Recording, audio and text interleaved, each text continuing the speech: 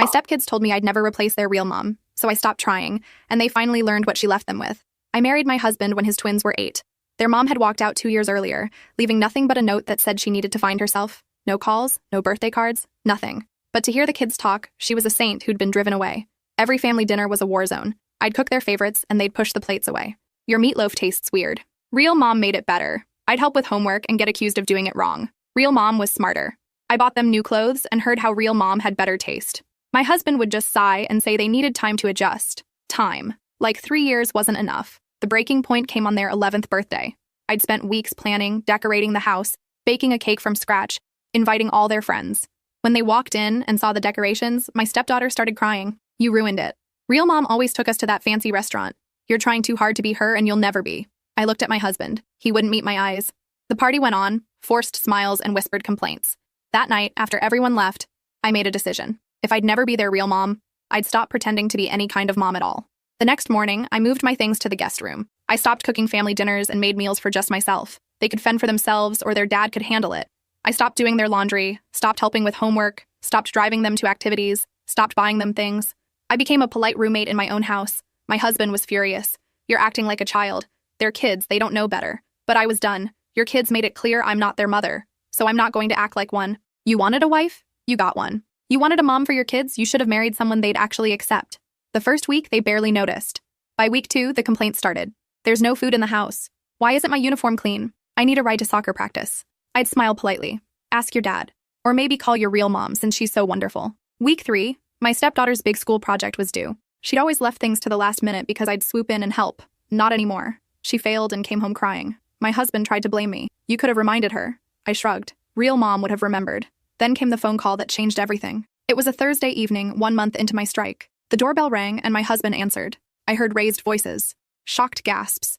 A woman's voice I didn't recognize. But the kids did. They came running down the stairs screaming, Mom! Mom, you came back! I walked into the living room and saw her, their real mom, standing in the doorway with a designer purse and fresh highlights. All smiles. Like she hadn't abandoned her children for 4 years.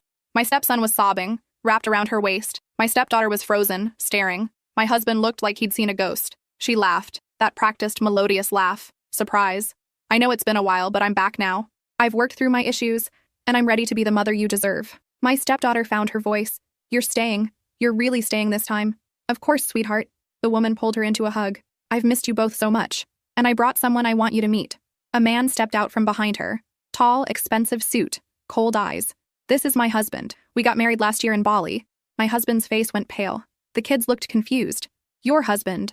But you're still married to Dad. He never signed any divorce papers. The woman's smile faltered. About that. I need to discuss some things with your father. Grown-up things. Why don't you two go upstairs? The kids didn't move. My stepdaughter's voice came out small. What grown-up things? The man in the expensive suit stepped forward. Listen, kids. Your mom and I are together now. We've got a life in California. She's been trying to figure out the best way to handle this situation. Handle what situation? My husband said. His voice was dangerously quiet. Their mom, my husband's ex-wife, took a breath. The thing is, I met someone who showed me what real love looks like, but I couldn't exactly divorce you without it getting messy. So I just left. I thought maybe eventually you'd file and it would all work itself out. You abandoned your children and committed bigamy, my husband said slowly. That's what you're telling me. It's not bigamy if I didn't think the first marriage counted anymore. The woman waved her hand dismissively. Anyway, that's not why we're here. The man next to her pulled out a folder.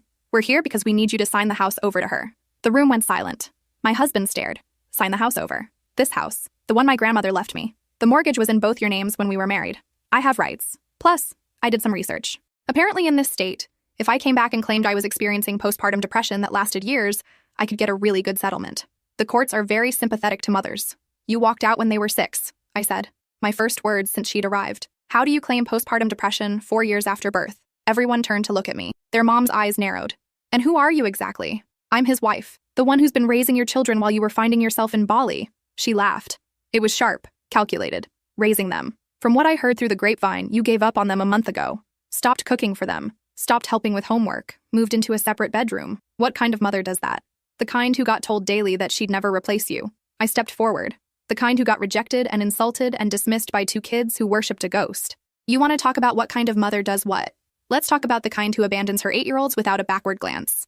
My stepdaughter made a small sound. I kept going. Let's talk about the kind who misses 4 years of birthdays and Christmases and school plays and nightmares and doctor visits. The kind who doesn't know her kids are allergic to shellfish now, or that one is terrified of thunderstorms, or that the other one sleeps with the light on because mom left in the dark and never came back. Tears were streaming down both kids' faces. The woman's smile had turned to ice. You don't know anything about my relationship with my children. You're right. I don't. Because you don't have one. I turned to the kids. You want to know why I stopped trying? Because you spent 3 years telling me I'd never measure up to her. And you were right. I could never abandon you like she did. I could never disappear without explanation. I could never show up 4 years later with a new husband and demands for money and act like nothing happened. Mom, my stepdaughter whispered, you said you needed to find yourself, that you were coming back. The woman shifted uncomfortably. I did find myself, and I'm here now. You're here for the house, my husband said. That's it. That's the only reason. The man in the suit stepped forward again. Look, we can do this easy or we can do this hard. She's their mother. She has rights. We've got lawyers ready to tie this up in court for years. We could make things very difficult. Child services investigations, questions about the home environment, whether you're fit parents, or you can sign the deed over. We'll file for a quick divorce, and everyone moves on with their lives. Get out, my husband said. His voice was shaking. Get out of my house. You have no rights here. You abandoned your children. You committed bigamy. You think any court will side with you after that? You'd be surprised what courts will do, the man said smoothly. He pulled out his phone, showed us a screen, especially when she's willing to claim you were abusive, that she had to flee for her safety. We've already drafted the affidavit. Very detailed, very convincing. You're threatening to lie, I said. To claim abuse that never happened. Who's going to say it never happened? The woman's voice was cold now, the fake sweetness gone. I've got the timeline. I've got the motive. I've got 2 confused kids who might remember things differently if given some encouragement. Kids' memories are malleable. Everyone knows that. My stepdaughter stepped backward like she'd been slapped. You want us to lie. You want us to say Dad hurt you. Not hurt, sweetie. Just, controlled. Made me feel small. Made me afraid. The kind of thing that's hard to prove but makes juries sympathetic. Makes judges grant emergency custody orders. Makes houses get signed over to protect the children. The kids looked at their father, then at her, then at me. My stepson spoke for the first time. Dad never hurt Mom. Dad cried for 6 months after she left. We heard him through the walls. He kept going into their bedroom and just sitting there. He kept her coffee mug on the counter for 3 months because he thought she'd come back and want coffee. That's very sweet, honey, but you were young. You might not remember everything correctly. The woman crouched down to his level. Sometimes people hide things. Sometimes what looks like sadness is actually guilt. Did you ever think about that? I remember you left, my stepson said. His voice was getting louder. I remember you didn't come to our birthday. Any of them. I remember waking up that first Christmas and running downstairs because I thought you'd be there. I thought it was all a bad dream, but you weren't there. You weren't anywhere. My stepdaughter was trembling. I remember Dad working 2 jobs to keep this house. I remember him falling asleep at the dinner table because he was so tired. I remember him missing his own father's funeral because we both had the flu and he wouldn't leave us. And I remember her. She pointed at me. I remember her showing up 6 months after you left. I remember Dad crying when he told us he'd met someone. He asked us if it was okay. He asked us permission. Like we got a vote in whether he was allowed to be happy again. That's sweet, the woman said. But her voice had an edge now. But she's not your mother. I am. And I'm telling you that things weren't the way you remember. Then why did you leave? My stepson asked. If Dad was so bad, if he hurt you so much, why didn't you take us with you? Why did you leave us with him? The woman opened her mouth, closed it. The man put his hand on her shoulder. She was ill. She couldn't care for you properly. It was safer for you here. You just said Dad was dangerous, my stepdaughter said. Her voice was sharp, catching the contradiction. You said he was abusive, but you left us with him for 4 years. If he was really dangerous, that makes you a terrible mother for leaving us here. If he wasn't dangerous, that makes you a liar now. The woman stood up abruptly. You don't understand. You're too young to understand. I'm 11, my stepdaughter said.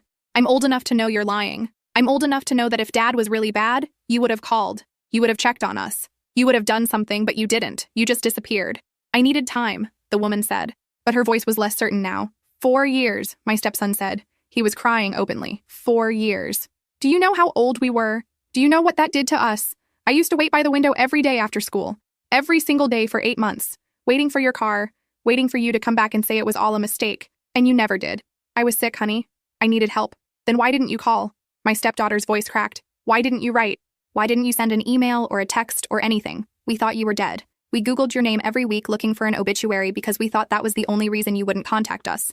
We thought we did something wrong. We thought we weren't good enough for you to stay. The woman's face had gone pale. Her new husband was watching her with something that looked like surprise.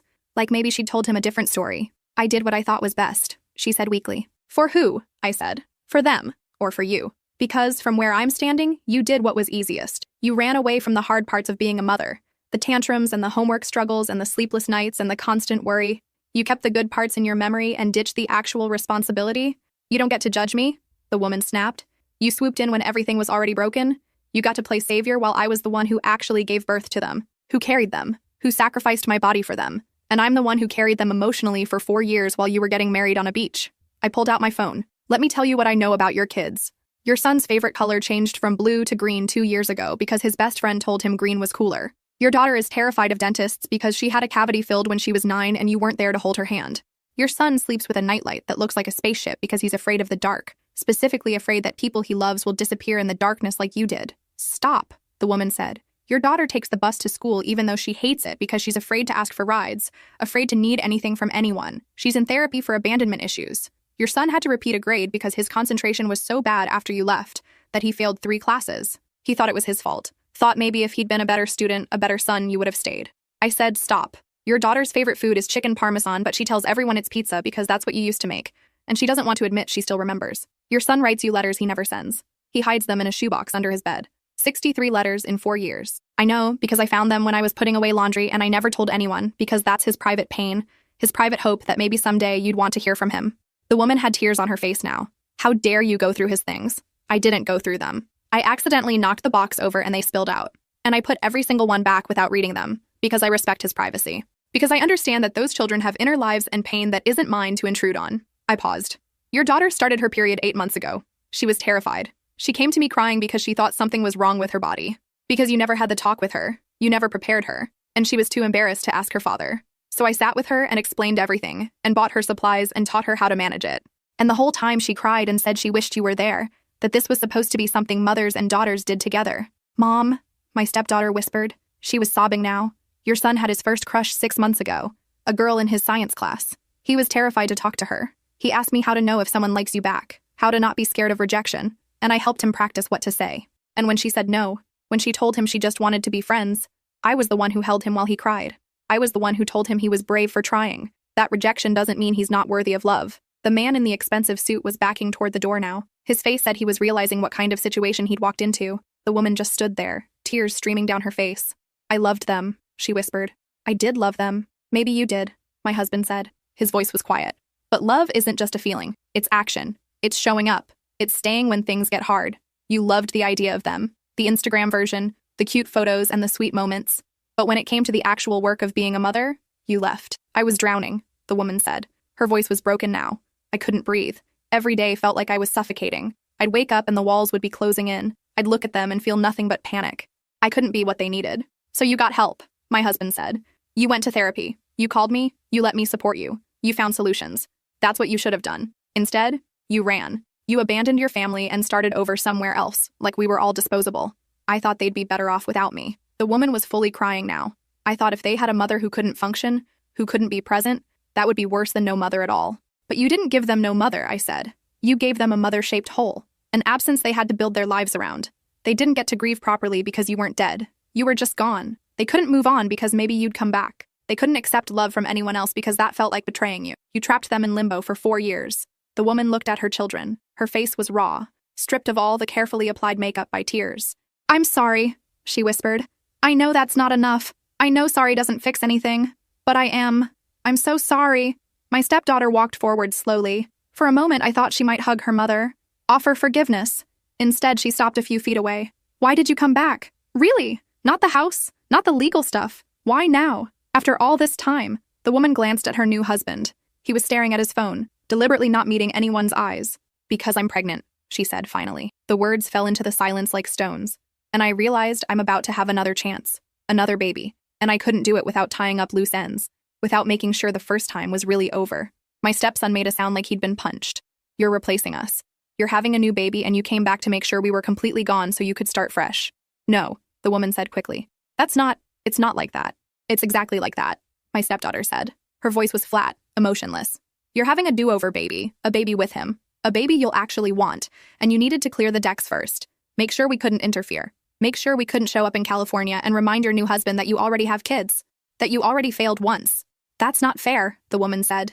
None of this is fair, my husband said. He walked over and stood behind his children, hands on their shoulders. You want to talk about fair? These kids didn't ask for any of this. They didn't ask to be born to someone who couldn't handle being a mother. They didn't ask to wonder every day what they did wrong. They didn't ask to watch other kids with their moms and feel like they were missing something essential, some piece of humanity that everyone else got but them. The man finally spoke up. I think we should go. This isn't productive. He grabbed the woman's arm. We'll be in touch through lawyers. This isn't over. Yes, it is, I said. I walked to the door and opened it. It's completely over. You came here thinking you had leverage, thinking you could threaten and manipulate and walk away with a payday, but you don't have anything. We have 4 years of documentation. Every missed birthday, every ignored holiday, every failure to contact. You're a stranger to these children. And legally, you abandoned them. No court in this state will give you custody or money or anything else. You can't prove abandonment, the man said, but his voice was uncertain. My husband smiled. It wasn't a nice smile. My wife is a nurse. She documents everything. Every meal she made, every doctor's appointment she attended, every school conference, every soccer game and piano recital and parent volunteer day. She has photos and receipts and emails and texts. 4 years worth. Meanwhile, you have nothing. No cards, no calls, no child support payments. Nothing. You're going to walk out that door and never contact us again. Or we're going to file criminal charges for attempted extortion and fraud.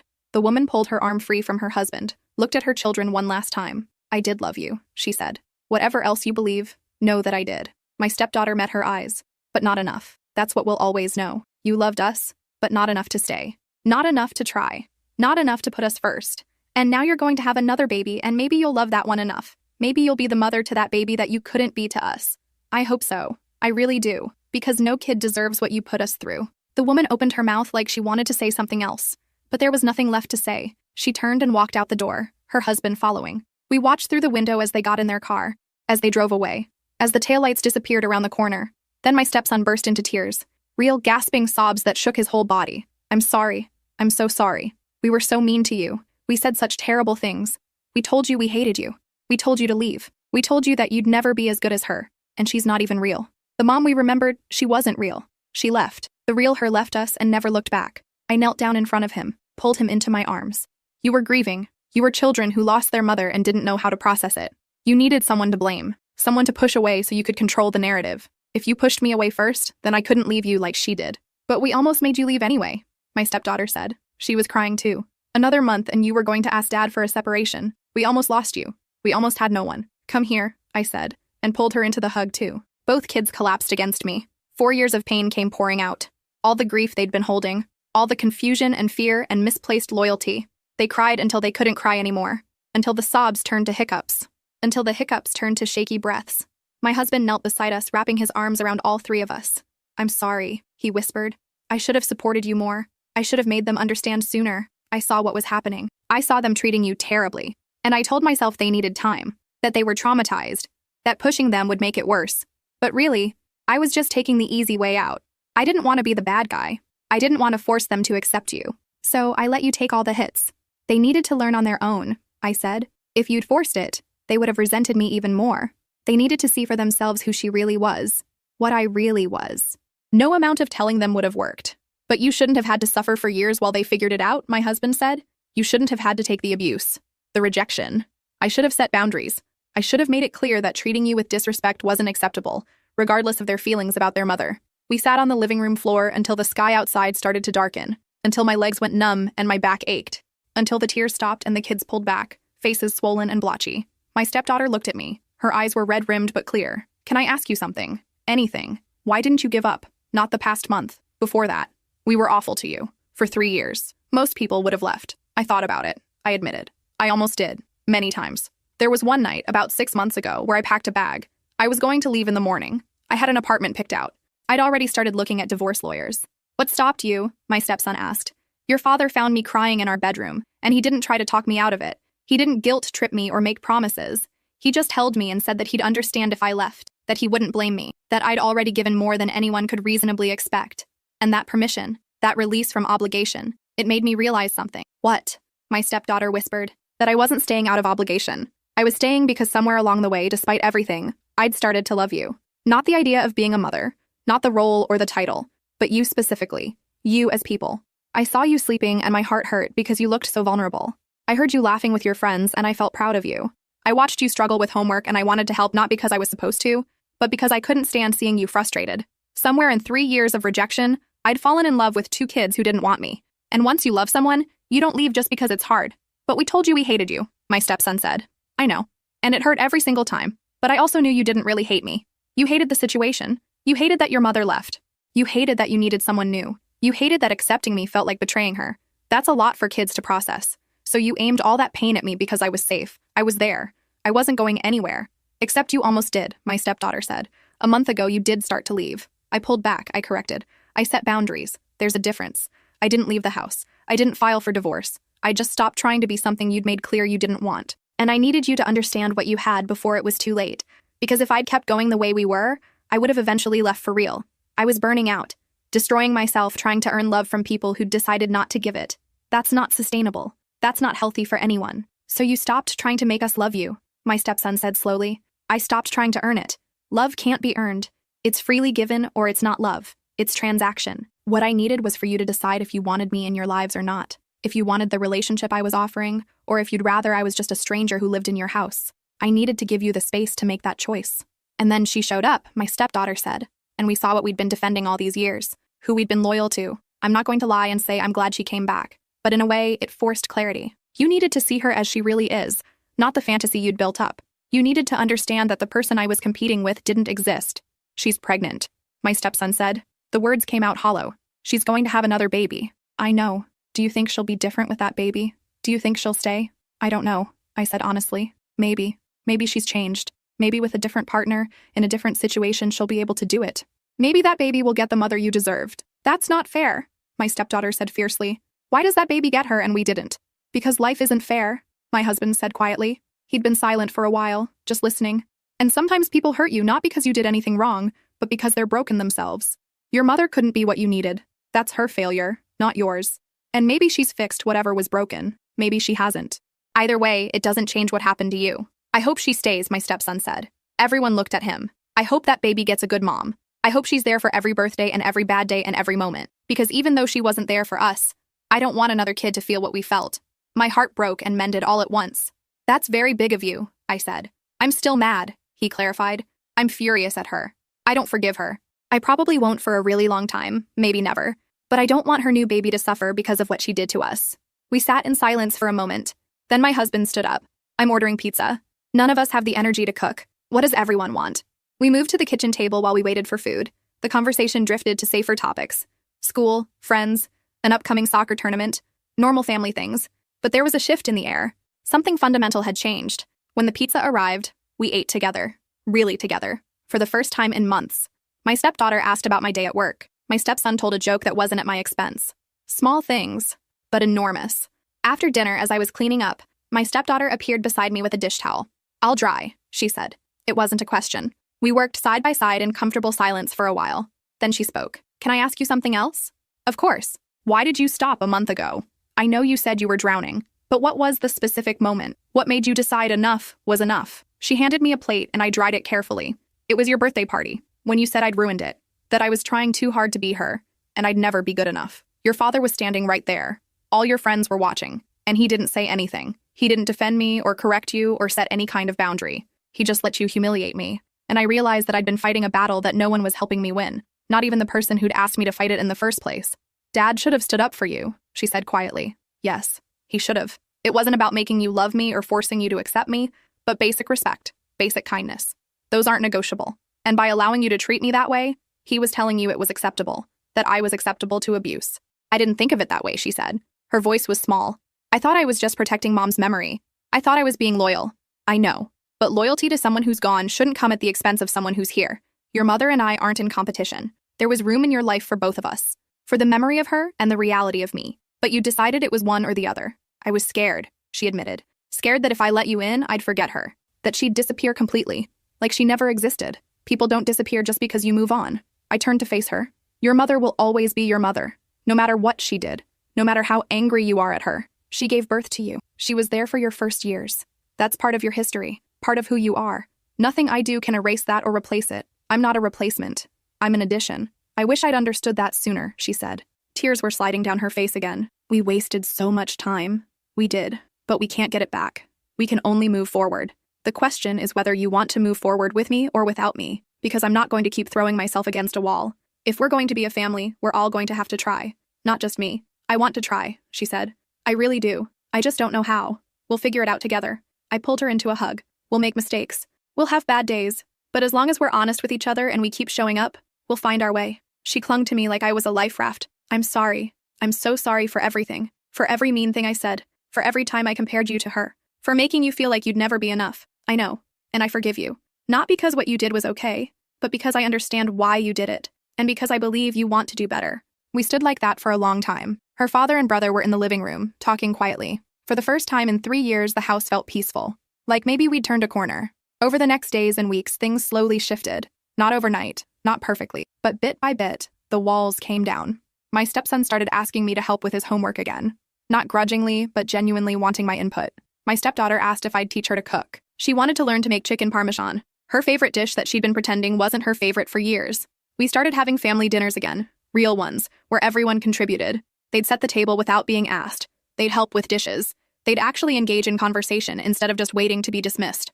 My husband and I had long talks about boundaries and expectations, about what went wrong and how to do better. He apologized, really apologized, for not supporting me more, for putting the burden of proof on me instead of setting basic standards for behavior. We went to couples counseling to work through the resentment that had built up.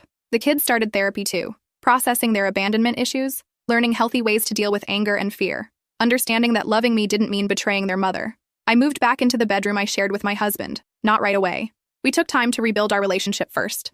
But eventually, the guest room became a guest room again. One night, about 6 weeks after their mother's visit, my stepdaughter came into the kitchen while I was making lunches for the next day. She watched me for a moment, then said, "I've been thinking about what you said, about how I used to like chicken parmesan, but I told everyone it was pizza."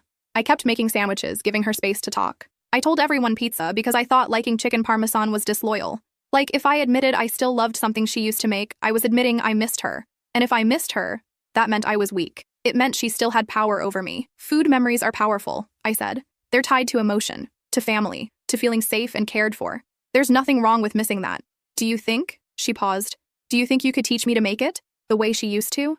I know that's weird, asking you to recreate her recipe. It's not weird, I said. I'd be honored. Do you remember how she made it? Not really. Just that it had this crispy coating and the cheese was really melty. And there was this sauce she'd make with tomatoes and basil. We'll figure it out. We'll experiment until we get it right. Or close to right. It might not be exactly the same. That's okay, she said. It doesn't have to be exactly the same. It just has to be good. It just has to be ours. We spent the next Saturday afternoon in the kitchen together, testing recipes, making messes, laughing when something didn't work. By the time we finished, the chicken parmesan wasn't quite the same as her mother's, but it was good, really good, and it was ours. At dinner that night, she took her first bite and her eyes filled with tears. "It's perfect," she said. "Not the same, but perfect." The paperwork came in the mail 3 weeks after their mother's visit.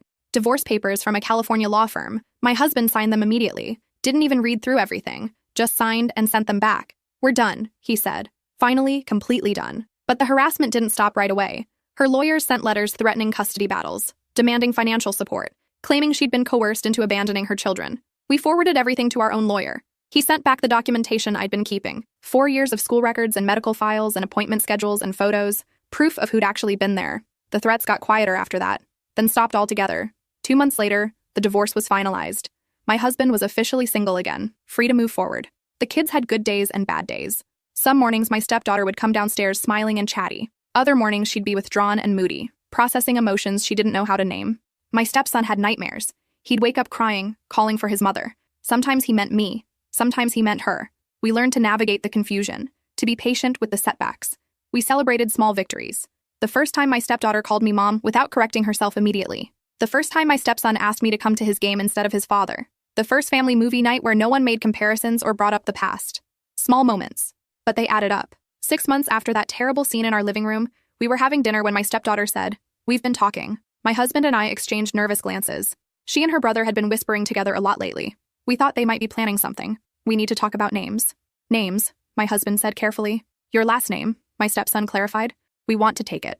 Officially." We looked it up, and since Mom, our bio mom, gave up her parental rights in the divorce agreement, we can petition the court to change our names without her permission. My husband's eyes filled with tears. "You want to change your names? Your last names?